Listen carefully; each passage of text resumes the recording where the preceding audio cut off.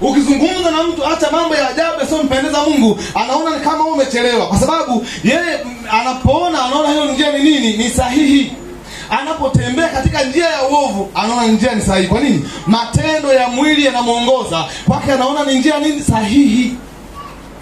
Biblia inasema njia ionekanayo machoni pa mtu, njia ionekanayo machoni pa mtu, njia anopita mtu mwingine, unaweza kumwambia akakukatalia kwa sababu anaishi katika matendo ya nini? Ya mwili. Kwa hiyo kama anaishi matendo ya mwili, hata ukimuonya hata kubali, kwa sababu anaishi matendo ya mwili. Anasema lakini mwisho wake ni nini? Njia ya mauti. Mwisho wake njia ya mauti. Ndugu zangu, tunapomtumikia Mungu, Biblia inasema kama yeye alivyo mtakatifu, nasi tuwe nini? Kama yeye alivyo. Tunajifunza kwa Yesu, tunajifunza kwa watumishi waliotangulia. Hakuna watumishi wa Mungu waliotangulia waliishi katika mwili. Hakuna aliyeishi katika mwili akafanikiwa kwenye huduma ya kiroho. Huduma ya kiroho, mtu akiishi katika mwili hatafanikiwa kamwe. Ndio maana tunaona watu wengi wanafika hatua wanachoka wokovu. Kwa nini? Maisha yao wafuatilia, wanaishi mwilini. Na ukiishi mwilini, mtu wa Mungu, hautaona kwamba wewe, hadi hautaona kuna shida. Ila ukiishi rohoni, rohoni ndiko mahali paliko na jicho la Mungu. Ndio linalokuambia mwanangu, hapa hauko sawa. Hapa mwanangu tengeneza. Hapa unatakiwa utubie hii dhambi. Hapa unatakiwa utengeneze. Lakini mtu anaishi mwilini, hana kengele inayomwambia hapa hujafanya sawa sawa. Uje kuona kuna mahali mtu kakosea, kwa ndugu yangu hujanitendea haki, anambia wewe unasemaje? Wewe unasemaje? Yaani yeye ndio mwenye makosa, lakini anakuambia wewe unasemaje? Maana anasubiri na wewe utamke neno, na wewe unasema na wewe unasemaje? Haleluya. Kwa hiyo watu wanaoishi mwilini huwa kuna matatizo makubwa yaliyoko ndani yao. Watu wanaoishi mwilini huwezi kuona neema, hawana neno la kuzungumza lililo jema mbele ya mtu mwingine. Wao ni watu wa kulalua kama simba, kwa sababu wanaishi mwilini. Kwa wakati mwingine ndio kimwangalia anasema, mama mchungaji kwa niangalia sana, sijajua nataka nini kwa. Kwa nini? Kwa sababu wanaishi mwilini. Haleluya. Amen. Vita iliyoko kati ya mwili na nini? Na roho. Vita hii haitoki kwa George, vita hii haitoki kwa Edwini, vita hii haitoki kwa mtu mwingine.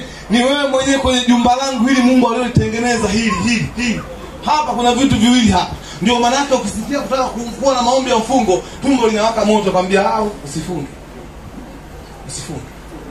Unajua una madonda ya tumbo. Hapo nakupa historia kwanza 2000 na ngapi kule leo kwanza. Kwa hiyo huwezi kufunga tena. Kulia kwanza. Wakisema mama tuje kwenye maombi, samahani mama. Tuje kwenye maombi, na mwenyekiti bwana, kwa sababu hana kazi. Kwa nini? Kwa sababu kuna kuona visababu vingi. Kwa nini? Wanaishi mwilini.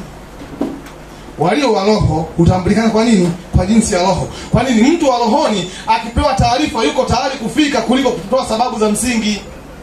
Sababu za msingi zinaanza kwake, lakini Mungu kwanza, sababu za msingi baadaye. Haleluya. Kwa hiyo watu wa Mungu tumekuwa na visingizio vingi, lakini visingizio vingi hata viongozi wetu wa idara wanafika hapo hawatuelewi. Kwa nini? Maisha yetu tunaishi mwilini. Mwinjisi akisema nani yule maombi tu. Yaani kwa kila siku tu maombi tu. Yaani hata kazi hawana. Alikwambia kazi nani hana? Frank hana kazi. Mchungaji hana kazi. Kwa nini nakuongoja kwenye maombi? Lengo ni kuponya ule utu wako wa ndani uinuke. Vita iliyopo kati ya mwili na roho. Mwili ukizidi ukivuta roho, maana hautafanikiwa, hauwezi ukajiokoa. Ndio maana tunaona huyu alikuwa ni muombaji mzuri, leo ukuta najua mtumishi bwana.